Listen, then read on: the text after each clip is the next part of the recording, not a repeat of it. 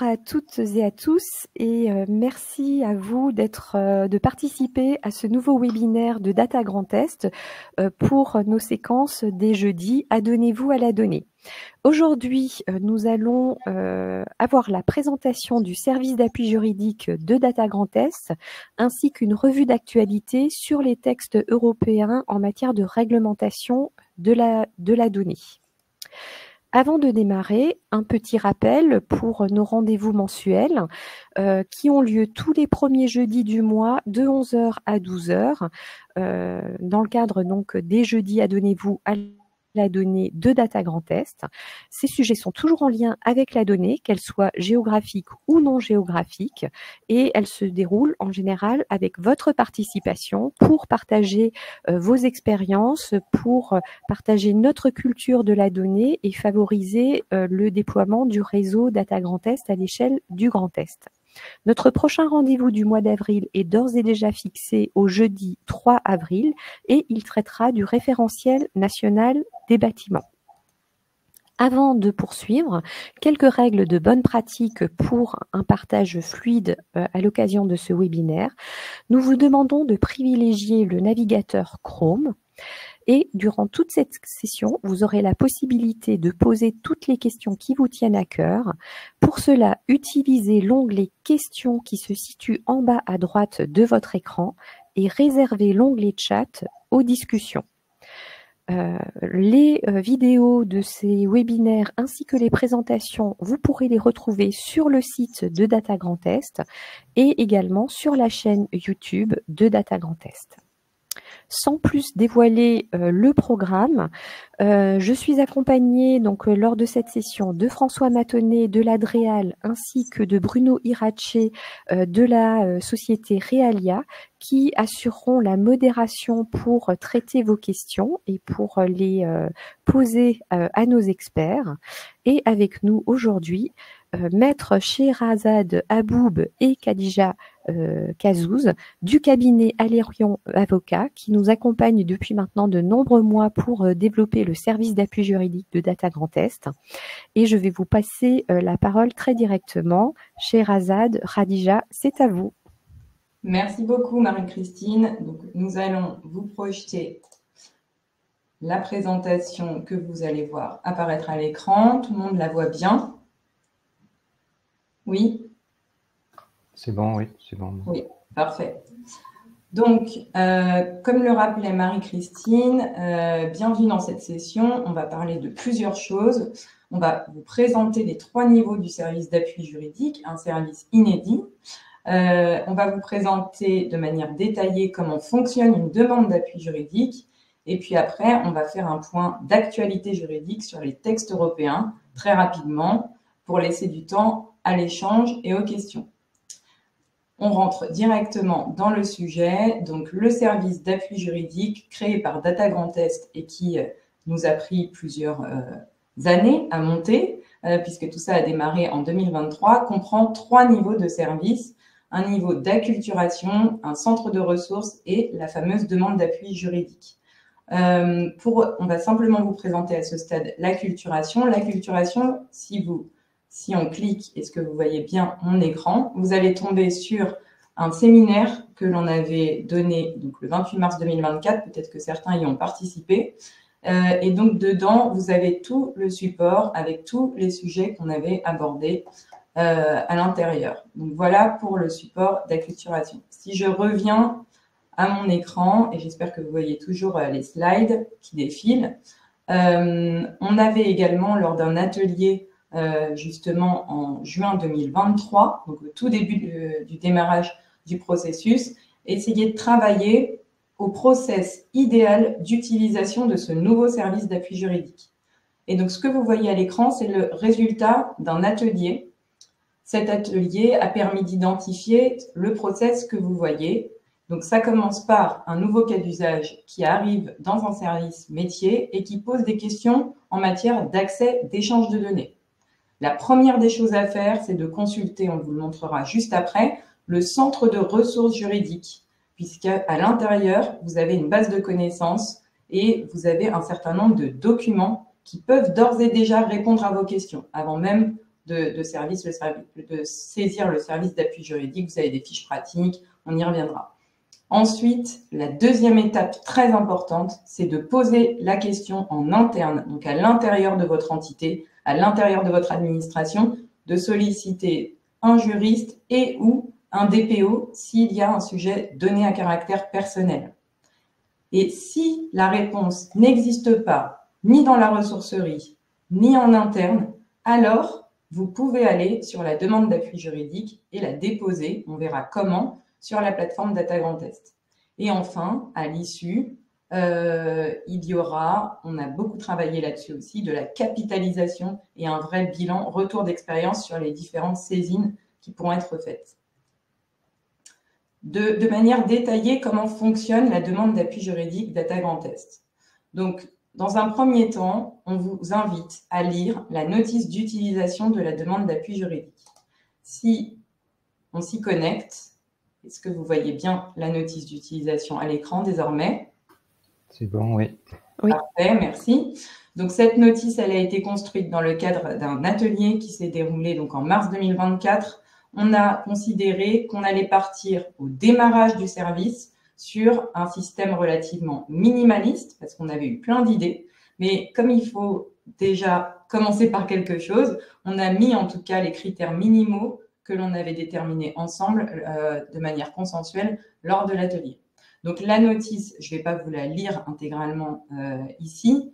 Vous la voyez à l'écran. L'idée, c'est de dire que c'est un préalable avant de saisir le service d'appui juridique, que ce service est destiné aux adhérents, qu'il n'a pas pour objet d'être détourné, donc on rappelle un certain nombre de choses, et puis surtout aussi, on rappelle que l'on décline toute responsabilité pour des utilisations qui pourraient être faites, puisqu'à chaque fois, ça nécessite une note juridique, une analyse juridique, ça nécessite bien sûr une adaptation au cas par cas.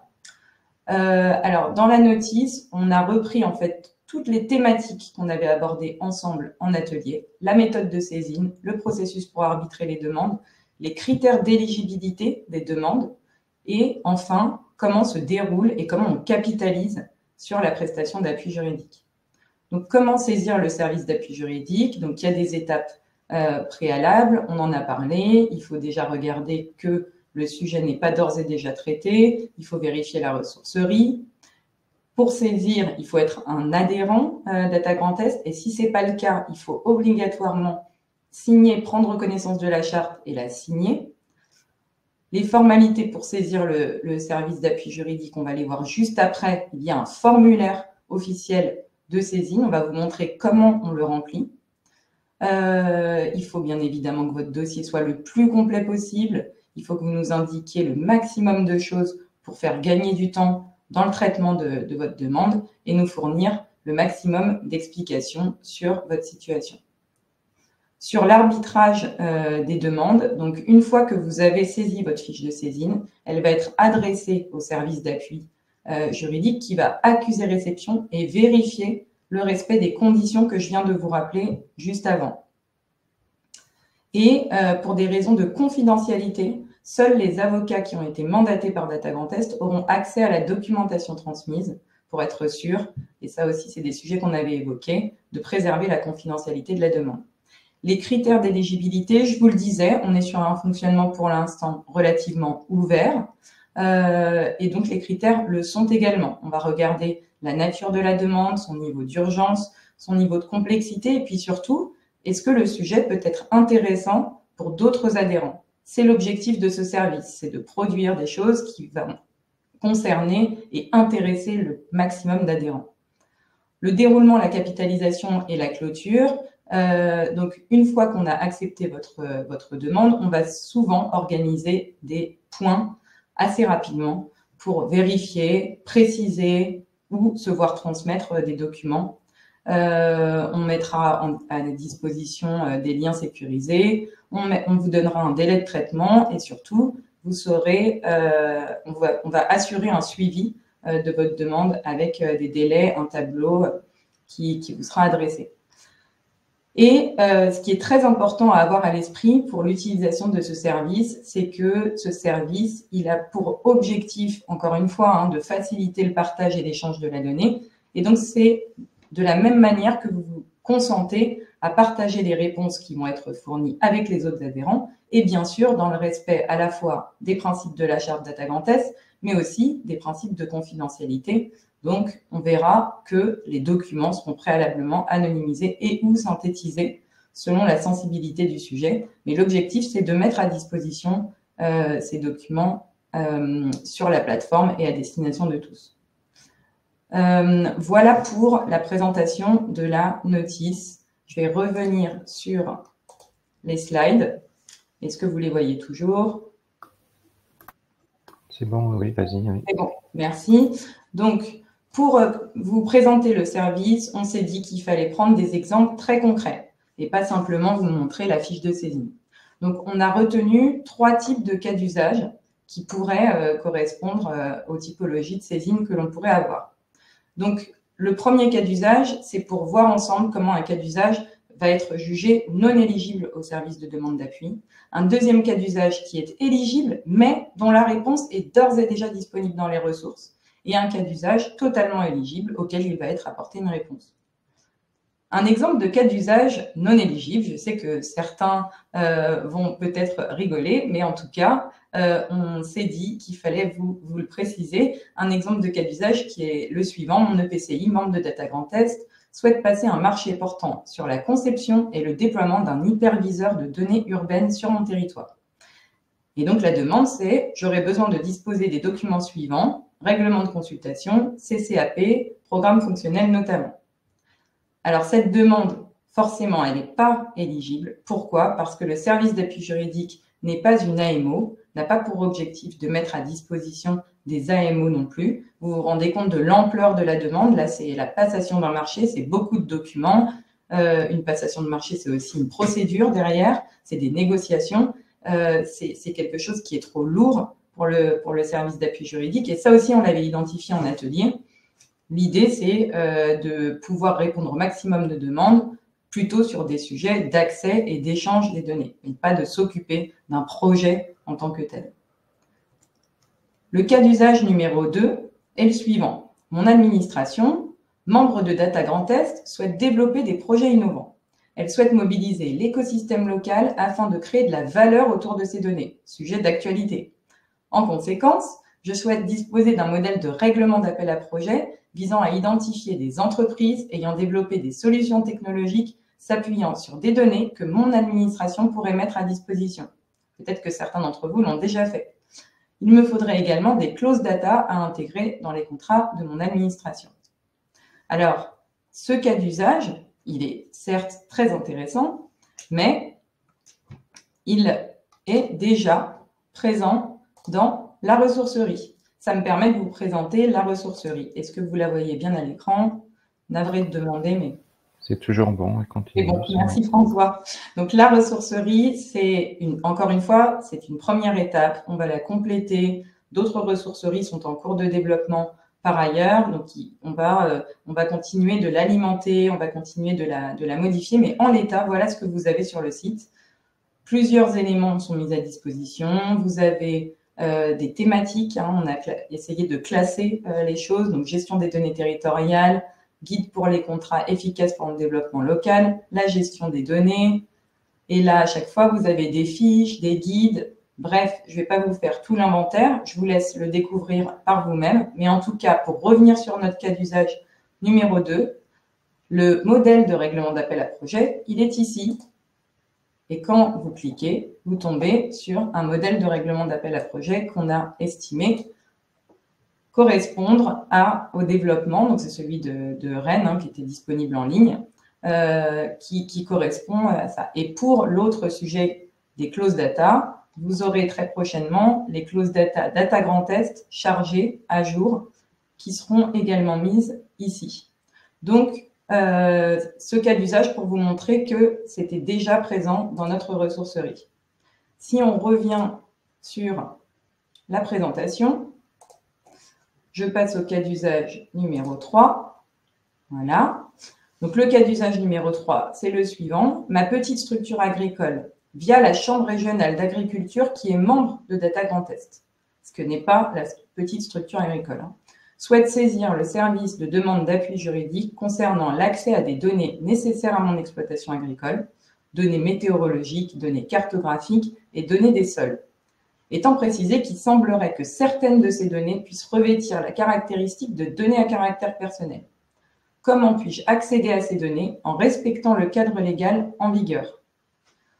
Donc, ce cas d'usage numéro 3, il est éligible, il est spécifique, il n'y a pas la réponse dans la ressourcerie, et donc, on va pouvoir se connecter ensemble sur la fiche de saisine Data Grand Est que vous avez, donc, excusez-moi, ici, et que j'ai pré-rempli avant notre webinaire. Est-ce que vous voyez bien la fiche de saisine? Oui, c'est bon. Peut-être si tu peux zoomer un peu, je ne sais pas si c'est possible ou pas. Tu as raison, je vais faire ça. Oui, voilà, très bien. Voilà, comme ça, vous la voyez en grand. Donc, au tout début de la fiche de saisine, on vous renvoie immédiatement à la notice qu'on a présentée tout à l'heure. On vous indique que si vous n'êtes pas adhérent, il faut signer la charte. Et ensuite, après avoir bien lu toutes ces recommandations, on rentre dans cette fameuse fiche de saisine. Donc ici, j'insiste, il faut indiquer les coordonnées de celui qui a été identifié référent Data Grand Est. Donc là, en l'occurrence, vous vous souvenez, dans notre cas d'usage 3, c'est bien la Chambre régionale d'agriculture et non pas la petite structure agricole qui est membre. Ensuite, on fait la préanalyse de la demande. Donc déjà, est-ce que vous disposez d'un service juridique ou d'un DPO? En l'occurrence, la petite structure agricole nous dit que non. Avez-vous consulté les ressources juridiques comme c'est une bonne élève? Oui, elle les a consultées et elle a cru comprendre que certaines de ces données revêtent la caractéristique de données à caractère personnel. C'est pour ça qu'elle souhaite saisir. Elle n'a pas trouvé sa réponse. Avez-vous déjà saisi le service d'appui juridique? Non, c'est la première fois. Et est-ce que cette demande est susceptible d'intéresser d'autres adhérents? Oui.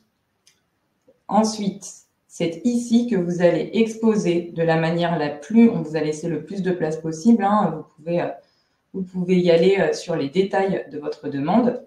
Vous avez également à chaque fois des petits items sur la droite qui viennent vous aider et vous exposez votre problématique. Je ne vous la redonne pas puisqu'on l'a déjà lu ensemble. Vous avez également ici un lien pour mettre vos fichiers de manière sécurisée.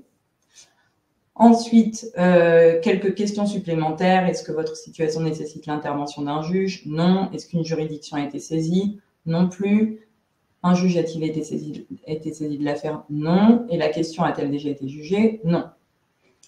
Ici, vous avez l'indication du niveau de complexité. Tout ça, ce sont des estimations qui sont les vôtres.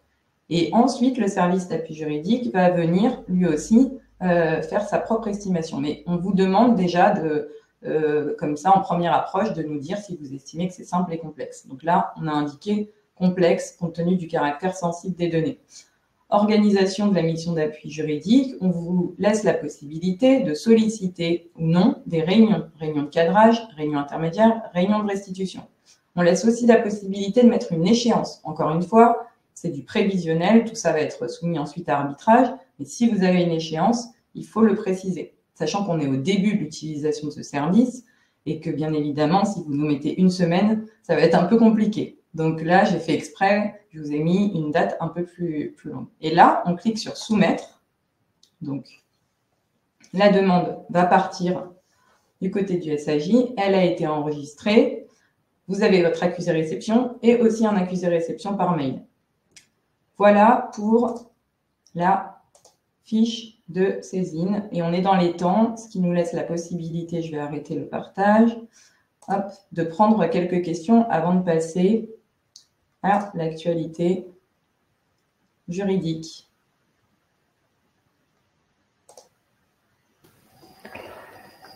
Pour l'instant, Sherazade, il n'y a pas de questions. C'est que tu as été très clair dans la présentation. On peut peut-être se demander, est-ce qu'on a déjà eu des sollicitations et comment on les a traitées? Oui, on a eu une première sollicitation dès l'ouverture en phase expérimentale du service d'une communauté de communes qui avaient un sujet de réversibilité et également, mais je vous laisserai compléter si vous le souhaitez. C'était une demande qu'on a jugée très intéressante. Ça concernait un système d'information géographique et le sujet portait sur le contenant, puisque la donnée est toujours logée quelque part. Et donc là, il s'agissait de comprendre quel était le lien entre le contenu et le contenant, puisque les dispositions qui étaient dans les conditions générales d'utilisation du service d'information géographique de l'entreprise privée ne permettaient pas à la collectivité d'accéder à ces données. Donc voilà, on a considéré que comme il y avait un sujet d'accès aux données, c'était quelque chose qui était éligible au service Data Grand Est. On y a apporté une réponse et on pourra, je pense que je ne dévoile rien, la mettre à disposition et capitaliser déjà sur cette première demande, puisqu'on a déjà fini et on a les éléments. Très bien. Et une autre question pour apporter des précisions. Quel est le délai moyen de traitement d'une demande? Est-ce qu'il faut compter en semaines, en mois? Alors justement, c'est ce qu'on disait. On est au tout démarrage d'un service qui est inédit. Seule la région Grand Est, pour l'instant, a ouvert un tel service. Il faut voir selon plusieurs facteurs. Le premier, c'est que lorsque vous transmettez votre demande, il faut nous fournir le plus d'éléments possible afin de nous faire gagner du temps. Donc, le plus de détails, le plus de documents, si vous souhaitez transmettre des documents, afin que déjà, on puisse avoir des premiers échanges assez efficaces et avancer. Le deuxième sujet, c'est qu'après avoir reçu tous ces éléments, nous, on a une phase d'arbitrage en interne pour vérifier si cette demande, elle est éligible ou si elle ne l'est pas, et surtout si elle pourrait être intéressante pour d'autres. Et enfin, derrière, c'est pour ça qu'on vous demandait de mettre le niveau de complexité. Selon le niveau de complexité aussi de la question, l'analyse sera plus ou moins longue. Donc, il y a ces trois éléments à prendre en compte. 1, bien nous transmettre tous les détails et les documents. 2, le temps d'arbitrage en interne. Et 3, ensuite, le niveau de complexité. Mais on a pour vocation de répondre rapidement à vos demandes d'action. Très bien, merci. Une question qu'on nous a posée. Est-ce que vous pouvez expliquer le caractère des données personnelles et le secret statistique?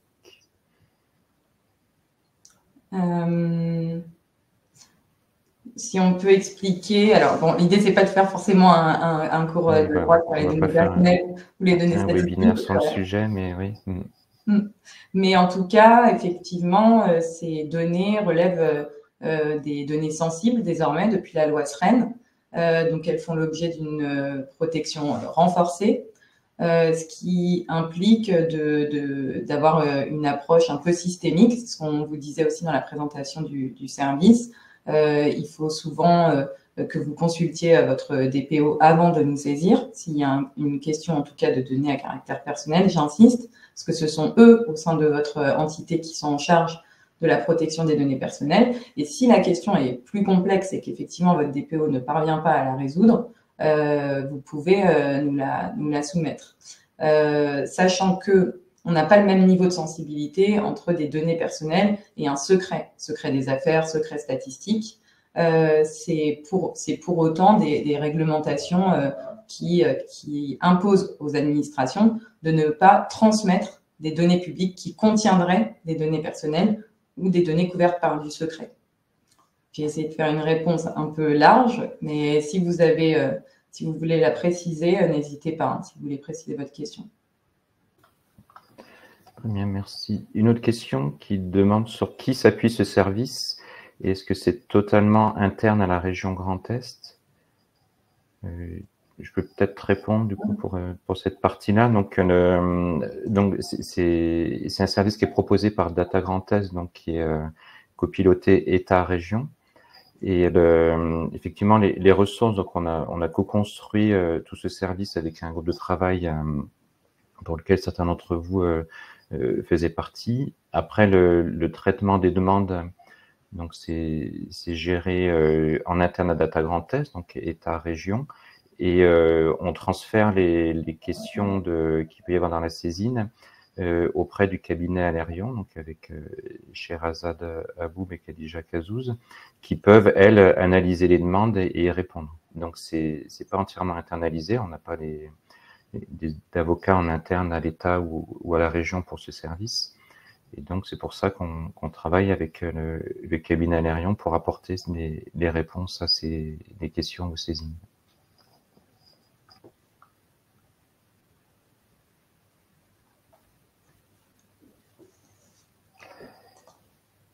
Je vois pas d'autres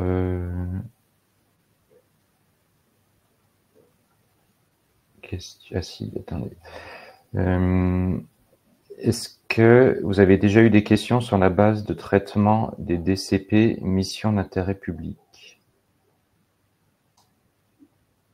Des DCP? Des données à caractère personnel, hein, personnel, mission d'intérêt public, ouais. Alors, on n'a eu qu'un seul cas d'usage pour l'instant, mais puisque le service démarre tout juste. Vas-y, Sherazade.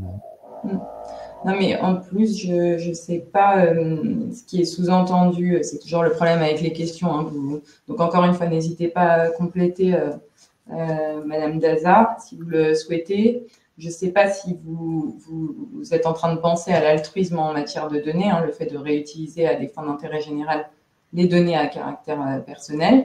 Ça tombe bien, on va en parler tout à l'heure quand on parlera du Data Governance Act, puisqu'il y a toute une partie de ce texte qui a vocation à inciter au partage des données, y compris les données à caractère personnel, à des fins altruistes. Donc, lorsqu'on consent nous-mêmes à bien vouloir partager les données.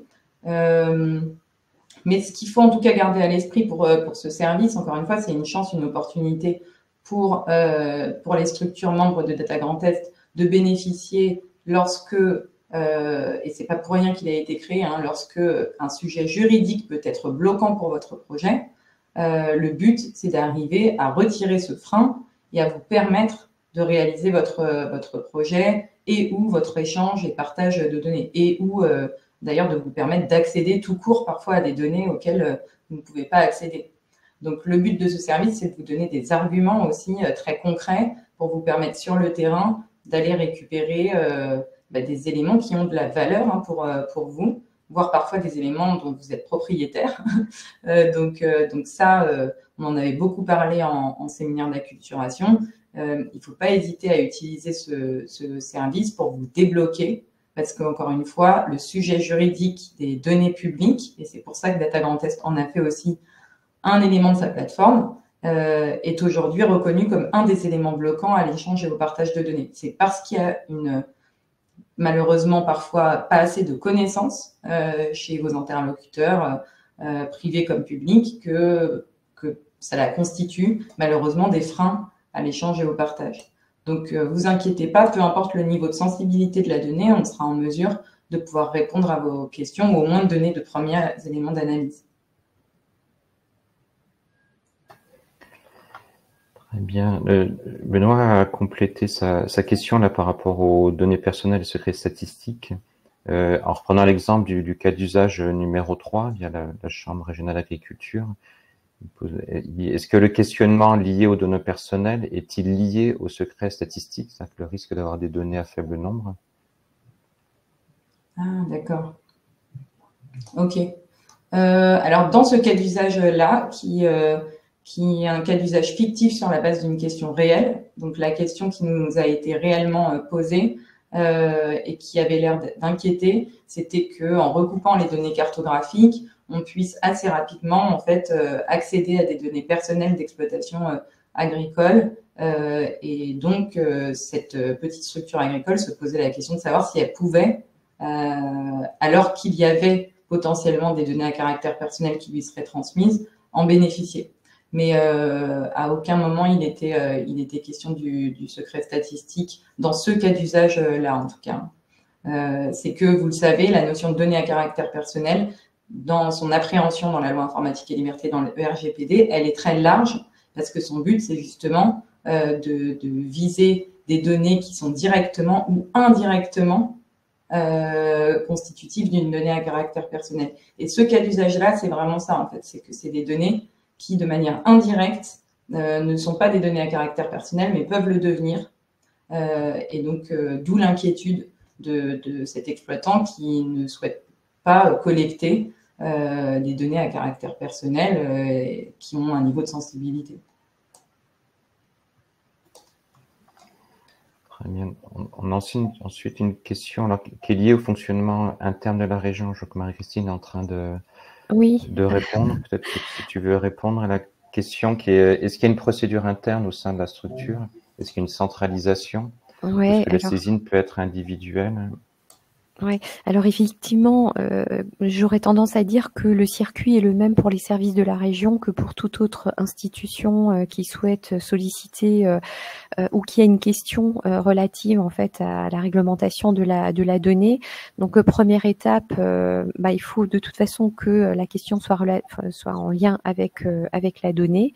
Donc première étape, c'est vérifier que en fait on n'a pas déjà la réponse en s'acculturant autour de ce sujet. Alors effectivement, l'acculturation, ça peut aussi passer par la DIMAP et la mission appui au pilotage, management et valorisation de la donnée. Vous pouvez vous rapprocher de nous, mais sinon, en fait, il y a ce webinaire en fait que vous pouvez parcourir, écouter, visualiser, revisualiser. Il y a toute la ressourcerie juridique qui est accessible via le site Data Grand Est. Et si effectivement vous n'avez pas trouvé la réponse avec le DPO, avec notre mission côté DIMAP, avec le webinaire et avec les ressources juridiques, on peut voir ensemble avec effectivement cette centralisation, comment on peut solliciter le service d'appui juridique avec le cabinet Alérion. J'espère avoir répondu à ta question, Hervé. Comme tu le disais en intro, Marie-Christine, ce cas-là, c'est la même chose pour toutes les structures, en fait. Pour toutes les structures, le processus sera le même. C'est ce qu'expliquait Sheraza tout à l'heure. On s'appuie bien sur déjà sur la ressourcerie, sur les ressources en interne à la structure. Et ensuite, on passe à Data Grand Est si on est bien sur un sujet qui parle de la donnée. Alors l'idée évidemment c'est pas du tout de se substituer au service juridique de la région, loin s'en faut. Simplement c'est précisément sur les questions autour de la donnée. Et je précise aussi que par exemple les services juridiques de la région ont participé et contribué à la construction de ce service d'appui juridique puisque on était plusieurs de la région, y compris avec notre DPO, à participer au groupe de travail pour construire en fait ce service d'appui juridique.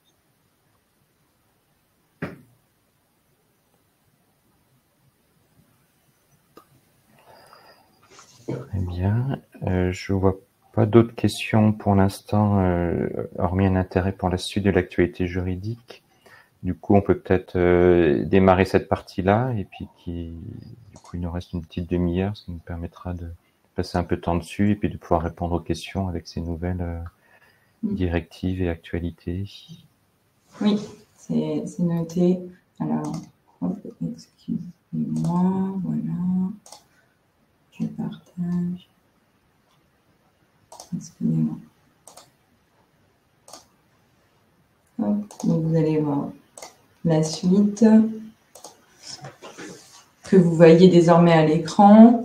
Oui, c'est bon. C'est bon, oui. Merci. Oui. Donc, on s'est dit qu'on allait lier aussi le sujet avec l'actualité du moment. Vous le savez, l'Europe ne cesse de prendre de nombreux textes autour du sujet des données et plus récemment de l'intelligence artificielle. Vous en avez sans doute entendu parler. L'idée, c'est, on ne va pas pouvoir rentrer dans le détail de chacun de ces textes, mais déjà de vous donner en tout cas quelques éléments et puis aussi de mettre tout ça en balance avec des éléments concrets de ce qui peut se passer aussi dans les territoires. On commence par le Data Governance Act, qui est un règlement qui est entré en vigueur il y a déjà un petit moment, puisqu'il est rentré en vigueur le 24 septembre 2023. Il vise à mettre en place justement ce qu'on attend tous, un cadre général pour faciliter le partage de données au sein de l'Union européenne et puis plus largement créer un marché de la donnée au niveau de l'Union européenne. Il y a trois éléments principaux à retenir de ce texte. Le premier, c'est qu'il a pour objectif de faciliter la réutilisation et l'échange des données du secteur public. C'est pour ça qu'on commence par lui, parce que ça concerne et ça vous concerne au premier titre. Il crée les services d'intermédiation de données, on y reviendra, et il crée aussi autre chose, c'est les organismes à des fins altruistes, et par ailleurs, l'altruisme des données en tant que tel est créé à travers ce texte. Je vous en parlais tout à l'heure, on va rentrer un peu plus dans les détails. Donc l'altruisme des données, ce que je commençais à vous dire, c'est que c'est les données que nous, citoyens, allons mettre volontairement à disposition des organismes altruistes. C'est donc nous les altruistes, c'est pas l'organisme en tant que tel. Et tout ça, on va le faire dans le bien commun.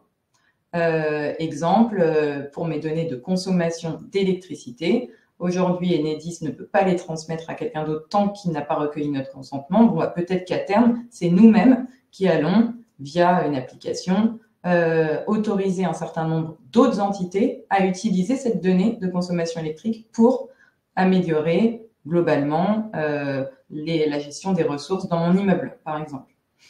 Donc, le DGA, il fixe 3 critères pour être enregistré en tant qu'organisation altruiste en matière de données, et vous allez voir que ça nous parle dans les territoires et dans les administrations, puisque ces 3 critères sont les suivants.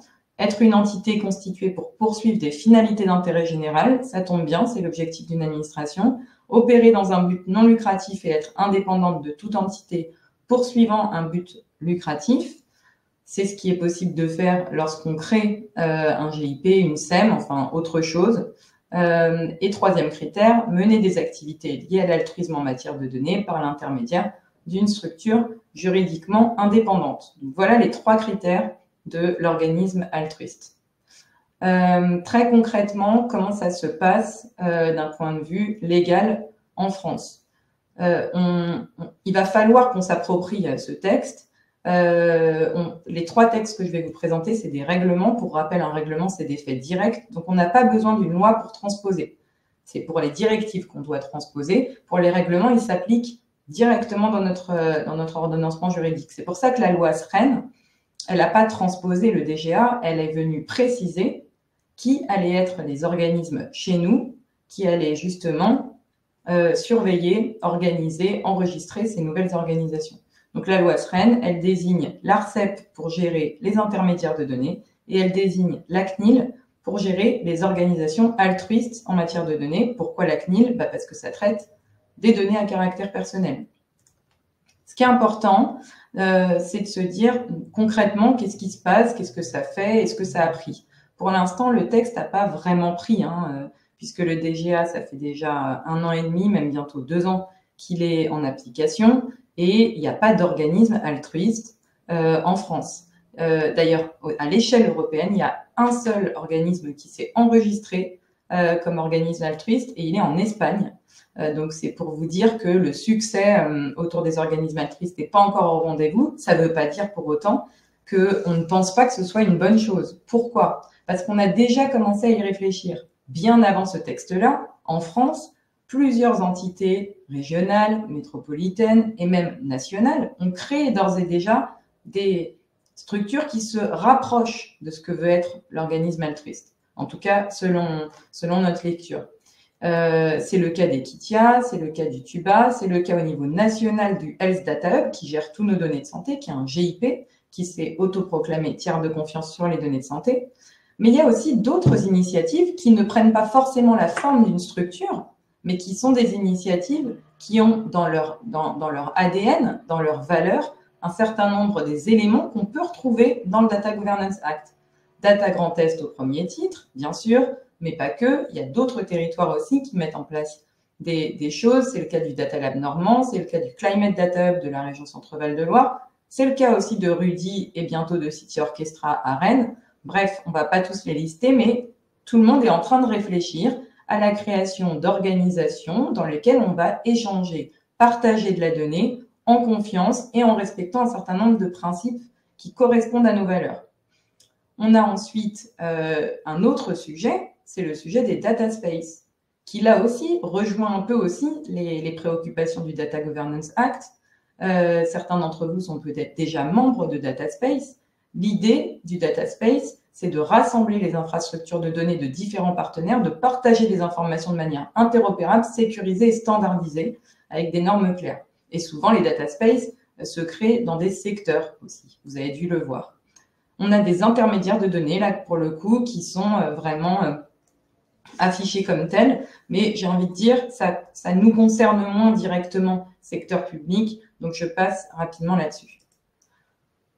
Maintenant qu'on a parlé du DGA, on va parler du Data Act qui, lui, n'est pas encore entré en vigueur. Il entrera en vigueur au 12 septembre 2025. On ne parlait pas trop du Data Act pour les administrations et pourtant, ce texte contient des éléments qui vous concernent. L'objectif, c'est une meilleure répartition de la valeur générée par les données. On voit que c'est encore quelque chose qui est mis en avant dans un autre texte. Et surtout, 2 éléments à retenir de ce texte pour vous, administration, c'est que il vous permet, alors tout ça est bien beau, hein, on verra si vous avez des questions et réponses, on pourra en parler, mais tout ça est très beau dans le texte, on verra en pratique comment ça va se passer. Mais en tout cas, il permet aux administrations de pouvoir accéder aux données du secteur privé lorsqu'elles font face à des besoins exceptionnels, dans des situations urgentes et non urgentes. Et les situations non urgentes, par exemple, c'est quand l'absence d'accès aux données empêche les administrations d'accomplir une mission spécifique d'intérêt public ou lorsqu'elles ont épuisé tous les autres moyens à leur disposition pour obtenir ces données. On a envie de penser au cas de certains acteurs qui sont très très compliqués dans l'échange et dans le partage. Si on sort même de la France et qu'on réfléchit à des grands géants du web, peut-être qu'on pourra s'appuyer sur ce type de disposition pour aller chercher les données de Waze, d'Airbnb, de Google. Bref, ça laisse ouvert un grand champ de perspectives intéressantes. Maintenant, on verra comment on va réussir à s'en saisir. Mais on voulait quand même vous le présenter rapidement.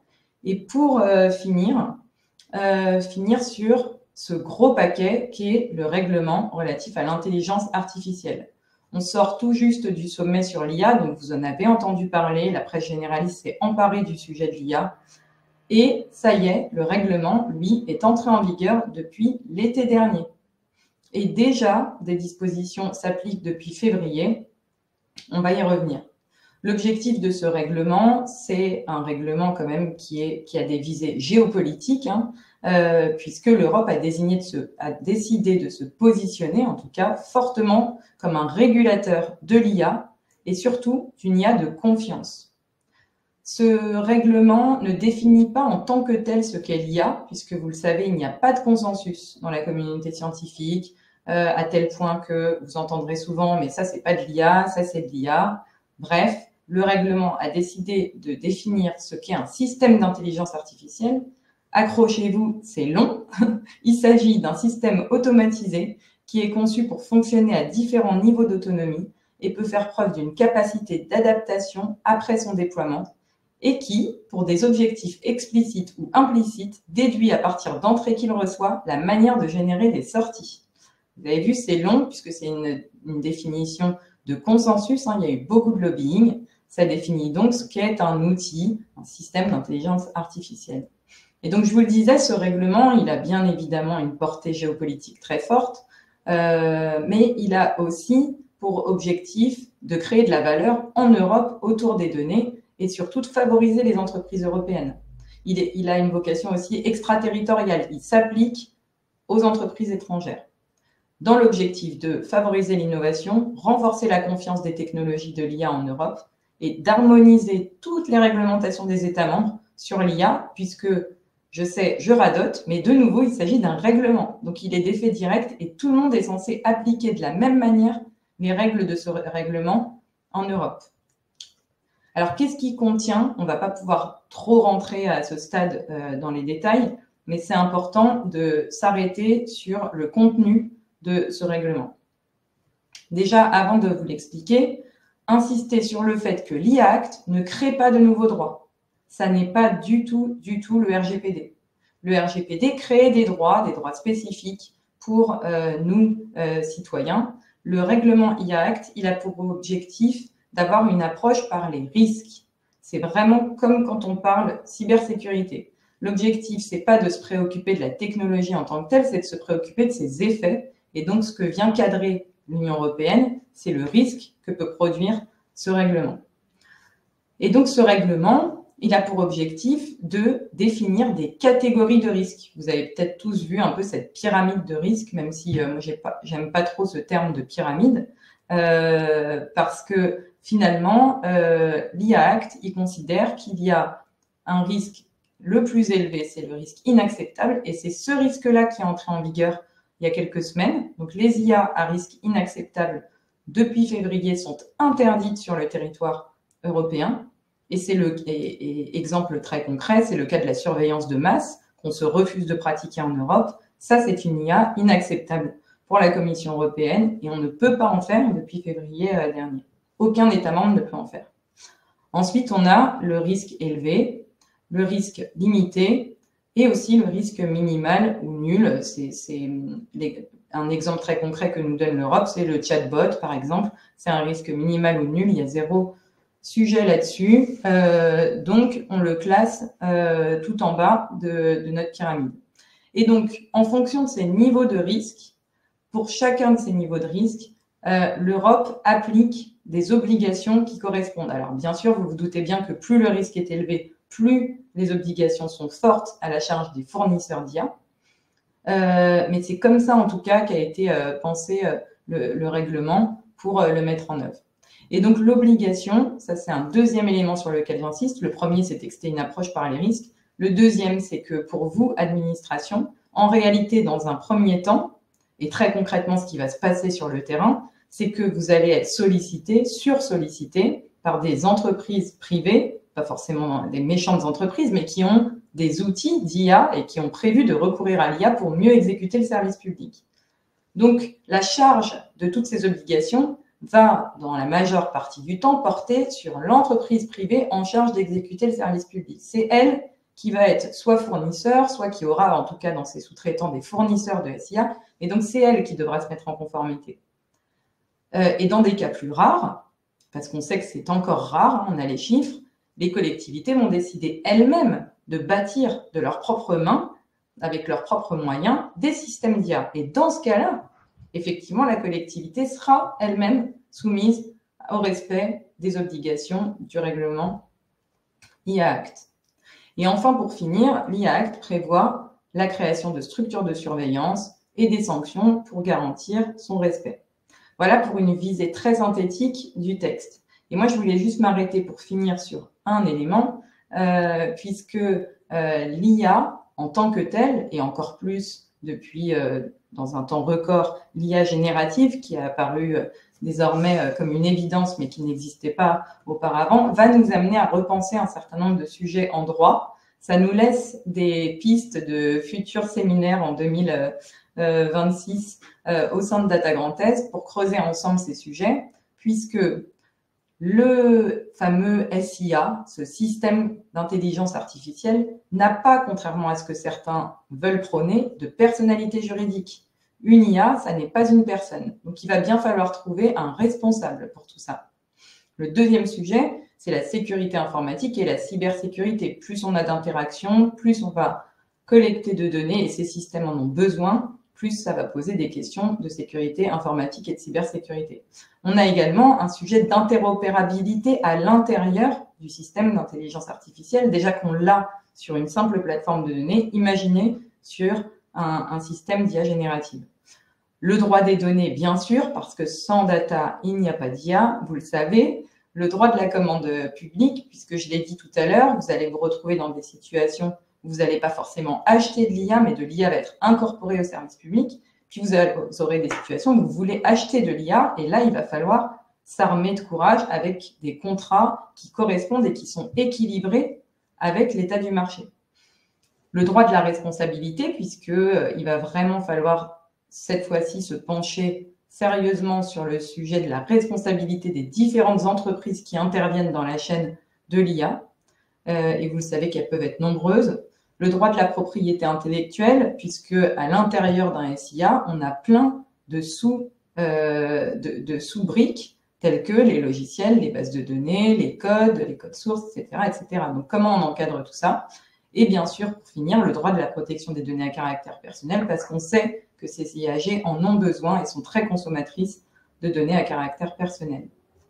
voilà, je vous remercie pour votre attention et c'est parfait, il nous reste du coup quelques minutes pour pouvoir échanger ensemble sur ces nouveaux sujets. Pour l'instant, on a deux questions. Une première, peut-être plutôt pour les services de l'État, sur les risques de l'IA que tu as présenté. Est-ce que cela peut impliquer aux agents fonctionnaires de recevoir des préconisations des administrations centrales pour pouvoir utiliser ou pas certains systèmes d'IA? Ah bah, c'est une très bonne question que beaucoup de monde se pose, effectivement.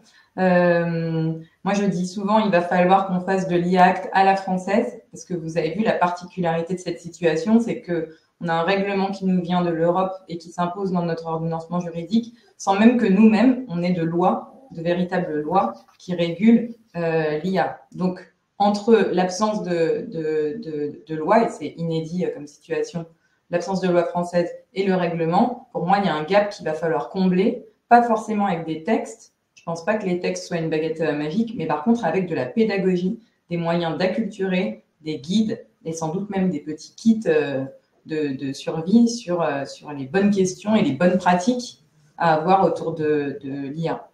Et ce qui est bien, c'est qu'aujourd'hui, beaucoup d'acteurs se sont mobilisés pour former, acculturer, proposer un certain nombre de choses. Je renvoie au MOOC du CNFPT qui a décidé de mettre à disposition gratuitement de tous un MOOC dédié à l'IA et ainsi de suite. Plein d'organismes sont en train de vraiment produire de l'aide et de la pédagogie sur le sujet. Et il serait intéressant d'avoir une circulaire à minima pour les fonctionnaires des administrations centrales. Très bien. Une autre question concernant le Data Act. Tu as évoqué les dispositions qui permettaient de demander à des entreprises privées des données dont elle a besoin et qu'on ne détient pas. Dans quelle partie du Data Act je souhaiterais avoir des précisions sur les numéros d'articles ou chapitres du règlement, si tu as des précisions, où trouver ces informations-là que tu as indiquées? Ah, alors on pourra les transmettre, mais si je cherche là, ça va faire perdre du temps à tout le monde, mais pas de difficulté pour les transmettre. Mais il me semble qu'il y a bien une partie qui est consacrée aux administrations, à l'accès des administrations aux données privées. D'accord. Dans le cadre de marché de prestations informatiques, développement d'applications, est-ce qu'il ne faudrait pas ajouter des clauses pour savoir si les prestataires sollicités qui recourent à l'IA doivent bien respecter les droits d'auteur? C'est des questions qu'on se posait aussi hier pour un certain nombre de marchés dans les ministères où on n'arrive pas effectivement à savoir comment est utilisée l'IA pour produire à tous les stades d'un marché, pour produire l'offre déjà, ensuite pour produire les livrables du marché. Ce qui est sûr, c'est que l'IA Act contient des dispositions nous disant qu'il faut préciser, qu'il y a une obligation de préciser lorsqu'on a recours à de l'IAG pour la production d'un document. Mais plus largement, si on sort de ça, l'IA générative nous pose un sujet de droit d'auteur et de réutilisation d'éléments. Et ça, vous le savez, c'est décrié aujourd'hui par de très nombreuses personnes qui militent pour mieux protéger le droit d'auteur face à l'IA générative.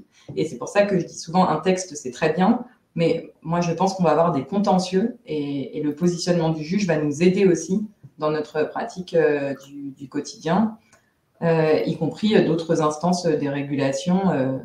Ce serait intéressant d'avoir un peu plus de décisions, mais vous voyez, on est encore dans quelque chose qui est neuf. La technologie a été plus rapide que le droit, comme toujours. Et donc, pour l'heure, on sait qu'il y a beaucoup déjà de litiges aux États-Unis, donc ça nous aide à nous inspirer un peu en Allemagne. Mais pour l'instant, en France, on va devoir encore une fois créer notre législation IA à la française avec nos valeurs aussi. Une autre question concernant les chatbots. Pourquoi les chatbots ne sont pas considérés comme à risque, alors qu'il y a des risques qui ont déjà été identifiés, suicide, on sait qu'il y a des polémiques là sur les chatbots devenus entre guillemets fascistes ou liés à des idéologies?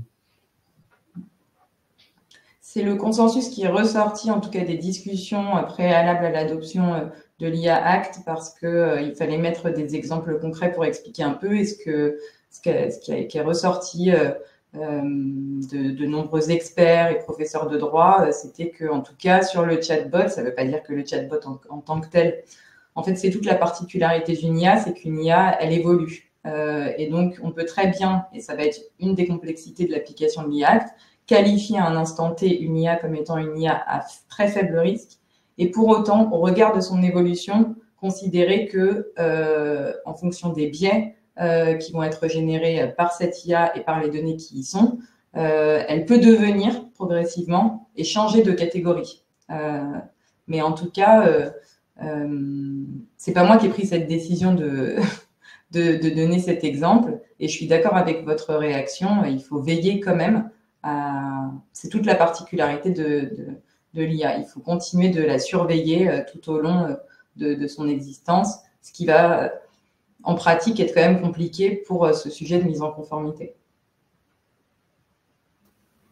Et toujours en lien avec ce qu'on vient de dire et par rapport aux sources, est-ce qu'il n'y a pas un risque de ne plus arriver à connaître les sources d'origine utilisées par les IA, à force de boucler comme ça? Est-ce qu'il ne faudrait pas arriver à avoir un certificat qui soit appliqué aux données produites, en particulier aux données en open data qui sont beaucoup diffusées, mais aussi réutilisées pour garantir quand même la source? Voilà, c'est un beau sujet de thèse. Oui, ça donne envie de réagir sur plein de choses parce qu'il n'y a pas que ça. Il y a aussi le fait qu'à force, et on l'entend de plus en plus dans la presse, on arrive, alors que le modèle est tout récent, presque à la fin du modèle, puisque ça y est, toutes les données d'Internet ont été utilisées. Et donc, la question, c'est que les IA vont continuer de simplifier. En simplifiant, est-ce qu'on ne va pas finir par avoir des réponses d'IA trop simplistes? C'est un des risques qui est envisagé, parce que cette masse de données, en la travaillant, en la retravaillant, vous avez raison d'insister sur ce point, de dire à la fin on perd la source. Il ne faut pas oublier qu'il y a quand même des prises de décision par le fabricant dans son IA, et c'est ce qui aujourd'hui est un peu la boîte noire sur laquelle il y a eu beaucoup de lobbying à Bruxelles. Et c'est pour ça que ce texte a quand même mis du temps aussi à émerger, c'est que les fabricants d'IA n'ont pas forcément envie d'ouvrir tant que ça. Alors, ça peut se comprendre pour tout un tas de raisons, secret des affaires, etc. Mais parallèlement à ça, les administrations, elles ont une réaction qui est forcément à l'opposé, puisque vous êtes soumis en tant qu'administration au principe de transparence algorithmique, et que le terme de transparence va être encore renforcé pour les administrations qui font de l'IA, ne serait-ce que pour des raisons de confiance.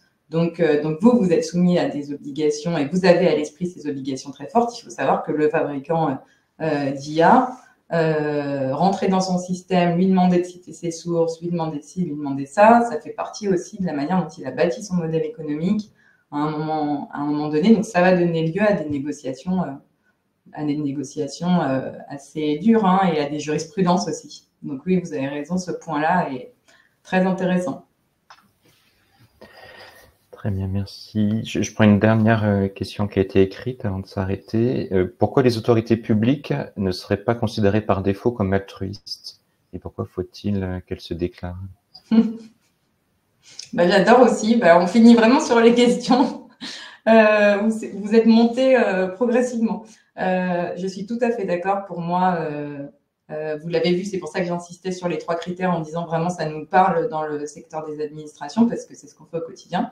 Il faut savoir que pour autant, ça n'est pas l'avis de tous. Tout le monde ne part pas du principe que l'organisme altruiste sera mis en place par une administration. Et d'ailleurs, en creusant mes réflexions, je me suis rendu compte que même quand ça a été pensé au niveau de l'Union européenne, ça n'a même pas forcément été que pensé dans le sens des administrations. Or, on a un critère sur lequel on souhaite se battre aujourd'hui. Vous l'avez vu, l'organisme altruiste ne doit faire des services qu'à but non lucratif. Et on a un sujet de valeur autour des données des administrations. Si tout est à but non lucratif, ça va être compliqué de sortir certains projets qui nécessitent d'utiliser des données publiques et de créer de nouveaux services et de les rendre payants, non pas pour être rentables, mais pour au moins strictement compenser les coûts liés à la réalisation de ces services. Donc, on a un sujet sur cette thématique de lucratif. Mais oui, je suis d'accord avec vous. En soi, ça devrait être l'apanage, en tout cas, du secteur public. Très bien, merci. Les midis, je pense qu'on va s'arrêter là. Tu voulais conclure, Marie-Christine? Non, c'était simplement pour vous remercier tous de votre participation, remercier grandement Scheherazade également pour cette présentation très éclairée. Merci François, merci Bruno. À très bientôt. Longue vie à l'Europe et on se retrouve début avril. Merci, bonne journée. Merci, au revoir. Au revoir à tous. Au revoir.